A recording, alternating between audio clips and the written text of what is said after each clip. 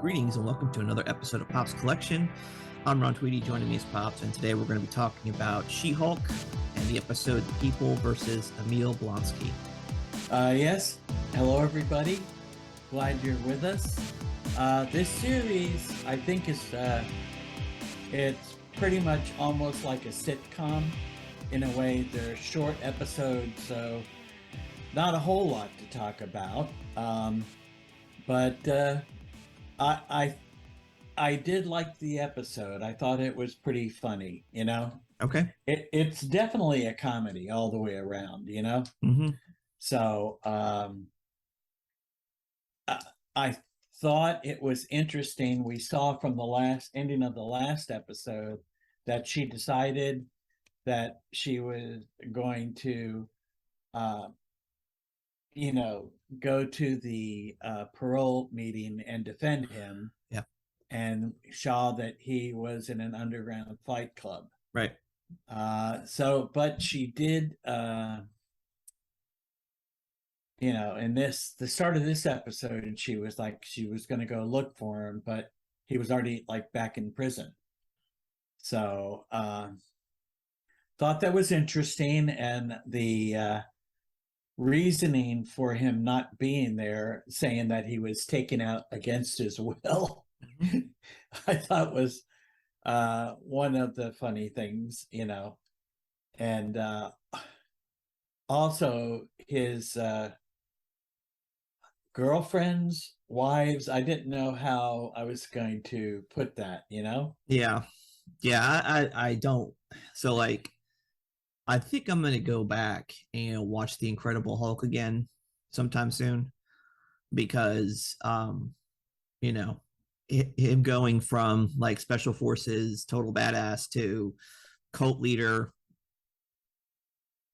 Right. To me, it doesn't make any sense. I don't like it as a direction. I think it's stupid. Well, again, it's comedy satire. Yeah. And that definitely, there are unfortunately a lot of women that pen pal write to, convicted killers, Sure. and things like that. So I think it was a statement on that, But basically. I don't even think he was a serial killer. I mean, he wouldn't be a serial killer or a murderer. I mean, basically, Well, a murderer, he terrorized New York, right? there's a difference between murder and destroying Harlem, and there might have been some collateral damage. We don't really see that in the film, so No, we that's not didn't. murder. That's reckless manslaughter. There's lots of other charges that you could have for that, but it's not murder. He did not say, "Okay, I'm going to go Hulk out and kill a bunch of people." That was not what he wanted to do. He thought it was the only way for him to stop Banner. So, Right, right. Which, again, this is like going in a total different direction. yeah, And not only that, we had the Sorcerer Supreme in this episode. we do. And I thought it interesting that Jennifer speaks to the audience saying, don't expect cameo appearances in every episode, Right. type of thing, which who knows? Maybe yes, maybe no. Well, we know that Charlie Cox is going to be making an appearance sometime. So, Yes. So in that episode, definitely, but not necessarily, maybe not. I don't know. We'll see. yeah. I thought it was interesting that while that was going on, her co I don't know what you call it, another person on her group, an assistant defender or whatever you want to call him. What's his name? Oh yeah, Augustus Pug, or Yeah. Puglisi, or I'm not sure what his last name is, but he's takes a case with her ex co-worker, Yeah. about him being defrauded by a light elf, Runa, Mm-hmm. I guess was her name. Yep. Now, do you know anything about her, or Yeah. it's just, I mean, Well, so yeah, Runa is well, there is no light elf Runa in the comics. This was a character created from for the show. But there is a Runa character in the Thor universe, but she was actually one of the original nine Valkyrie. So obviously, Tessa Thompson's Valkyrie character is actually based off of Runa in the comics. So that obviously was not going to work. But the light elves from Alfheim is they were they've been around a little bit for Thor. I'll show you a couple of screenshots. There's a couple of them, but this one, you know, um, this one is from Thor 277, and let's see, the elves from Alfheim are a little bit later on in the piece here. You can see them right here up in the top panel. So yeah, yeah, look pretty friendly. yeah. So light elves are definitely from Alfheim are different than the elves we were introduced with in Thor: The Dark World, which are from Yes, Svartalheim. Those are the dark elves. So yes. big difference between the two. The funny thing is that we actually got um, some other villains introduced that are also from the Thor universe, and that is the Wrecking Crew, particularly the Wrecker. And this is him and his first appearance with drawn by, of course, Jack the King Kirby and written by Stan Lee. So you get that with his enchanted crowbar and everything.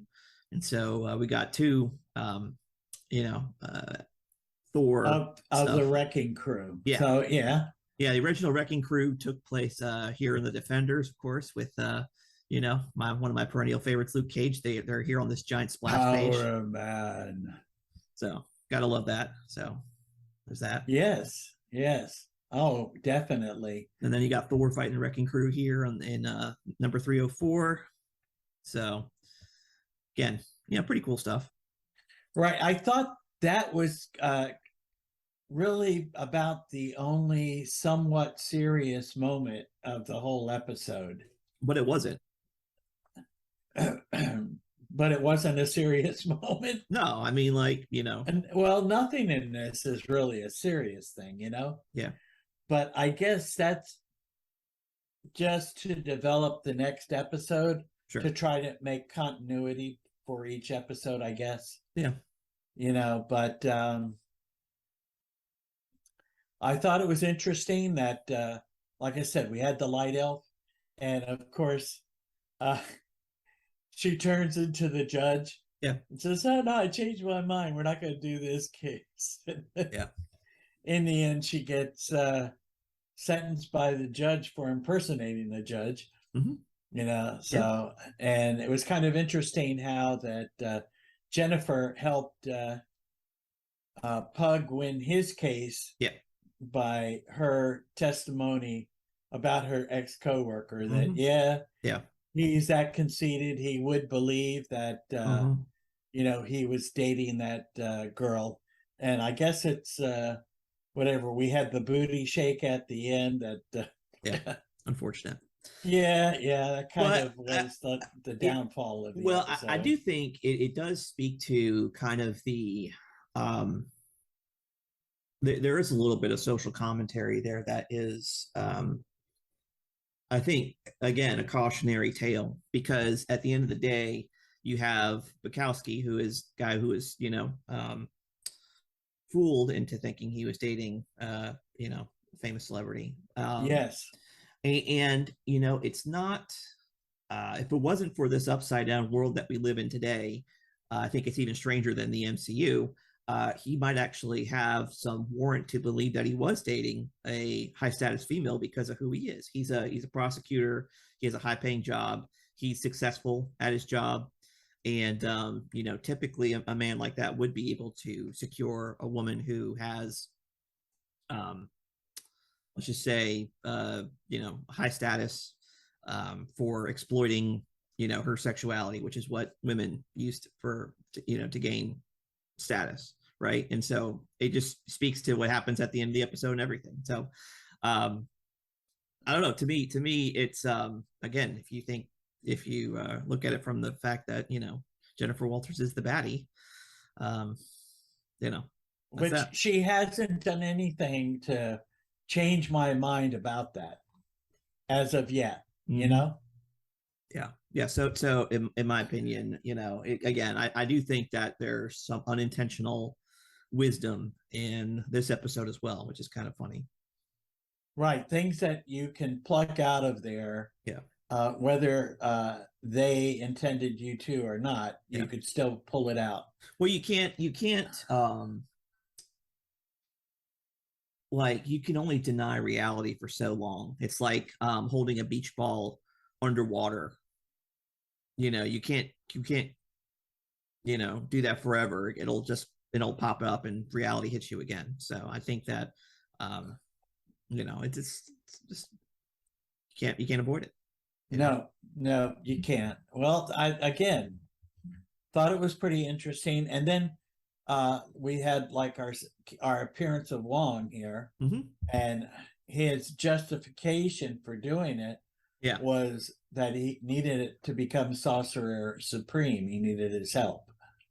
Right? Isn't that what he said? Something like that, Well, to I think that he needed it. extent. He needed it for training, not to become Sorcerer Supreme, because he was already Sorcerer Supreme. Right. So okay, He's been but Sorcerer Supreme since the blip. that's true. That is true. Right. But that was his justification for it, Mm-hmm. that he needed training. Yeah. So, but he did say that,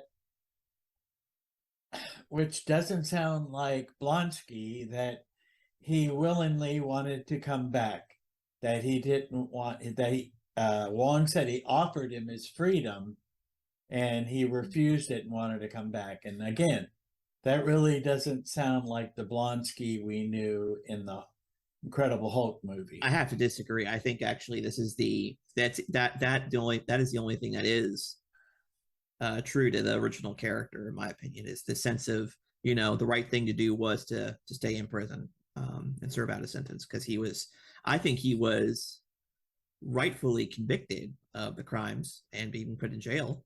What he did because he destroyed half of Harlem. So Right. That's true.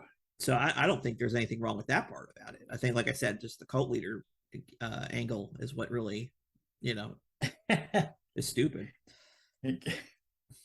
Right. But, in a satirical sort of way, it does speak to things that happen, in reality. I guess, but there's other ways to do it and not you could do it in a serious movie and not have it be as grating as this one. I always think of Trevor Slattery as the perfect example of that with Iron Man 3 and then more importantly in Shang-Chi where they kind of redeemed that character where it was the comic relief. It was well I think taken care of in that film. And they kind of actually took something that I thought was actually the weakest point of Iron Man 3 and actually made it something that's a little bit more uh, rich and robust and actually did a good job at making it better. That was one of the few things in Phase 4 that they got right, but that's about it. Yes. And again, we haven't gone through phase 4 yet. So until we start doing that, although again, we've done these little TV show things. So, Yeah. um, so we're left with the group with the Asgardian construction equipment. Right. And we find that they're hired by somebody who we don't know yet. Yeah. Wants She-Hulk's blood. And of course, because she turned to She-Hulk, they couldn't, get a sample of her blood. So I'm going to assume, since we don't know for sure, that episode 4 will have something to do with that, maybe. Possibly. I don't know. But we did get that, the sense in this that she doesn't like the popularity of being She-Hulk Mm-hmm. and all of the TV coverage and stuff. But I mean, really, how could you not get all that coverage and stuff when you're doing a high profile case? Yeah. And some people are you considering you a hero, Mm-hmm. even though You just want to be a lawyer. Right. So, well, I guess we'll just have to see how it goes from here. Yep. Again, the episodes are only 30 maybe to 38 minutes at the most. So yeah. Like I said, just basically a little sitcom thing. Right. So, but I did laugh. Yeah. You know, I did cringe, but it's cringe all more good. than laughed. Yeah. Yeah, well, you know, taking it like you say as the villain, I can't wait to see what happens next episode. Okay. So, I mean, we'll find out. Yeah. So, any theories as to who wants who's behind the attack with the wrecking crew? I I'm not real positive, but if we are going with a possible Incredible Hulk, I'm thinking about our buddy Mr. Blue, was it? Who was what is he, the thinker? Or what's he called? Leader, Sam Stearns, right? Yes, yes. Well, that's I didn't think about that. That's possible. Right. Since we talked a lot in this episode about Incredible Hulk, or they had references to that. Yeah, I was thinking more like Ross, because he can't get to Banner. He's still obsessed with Banner, so he can get the next best thing, which would be, his cousin. So that's really another good possibility, because he has made quite a few different appearances in Phase 4. Not real large presence, but definitely on the sneaky side presence. So I think that's a good possibility too. A probably better possibility than mine. Yeah. I'm thinking way outside the box there. Well, so. I don't think it's. Yeah, I think a lot of those actors didn't really have an opportunity to shine and contribute, like Liv Tyler as well, and so it's unfortunate, but I don't know if they'll ever bring him back. That's true. Well, we did get didn't we get Liv Tyler's voice in What If? Didn't she play Dr. Ross? Maybe. I don't remember. As an Avenger? I don't remember. I'm pretty sure, but you're probably I could right. Be wrong too. It shows you how memorable that was for me. What If? Yeah. Oh, really? I thought it was pretty good, actually. I didn't think it was bad. I just don't remember it. Right, I got you. Well, speaking of that, I do have to tell you that I did get Moon Knight on DVD. You said that last week. Did I? Yeah. Well, I have to say that it was definitely much clearer. So when I watched What If, I guess maybe that's where I got it from. Okay. Because I recently just got that also. Okay. So, all right. Well, anything else that you want to say about this? No. Memorable episode? No. No, I it's like there's a episode of The Simpsons where they're watching an Itchy and Scratchy cartoon, and there's like this sign, they're teeing up the fireworks factory, like they're like, and the question is, when are they going to get to the fireworks factory? And so I'm kind of in that same spot. When are they going to get to Matt Murdock? And just waiting for that. It's Matt Murdock waiting room here. Well, I wonder how that's going to play itself out. But hey, we've got, I think, like 5 or 6 more episodes left. Something like that. Yeah, so they may leave us in a lurch for a while. Her little thing of not always a cameo. So we'll see. I don't know. We'll see. Okay. Well, for now, that's it. Yep. Looking forward to next week. All right. Well, maybe. Thank you all for tuning in. We'll see you next week with another episode. Till then, goodbye. God bless. Goodbye. God bless, and tell your friends.